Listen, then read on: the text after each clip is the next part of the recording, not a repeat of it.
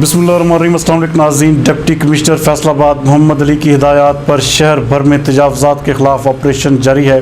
इस हवाले से आज assistant commissioner city Syed Ayub Bukhari की ज़ेर निगरानी अयूब रिसर्च जंग रोड के करीब ग्रैंड ऑपरेशन किया गया। हमारे नुमाइंदा खसूसी इब्रार हुसैन के मुताबिक इस ग्रैंड ऑपरेशन के दौरान हैवी मशीनरी को इस्तेमाल में लाते हुए तजावज़ात को ख़त्म करके सरकारी अराजी को वागज़ार करवा लिया गया।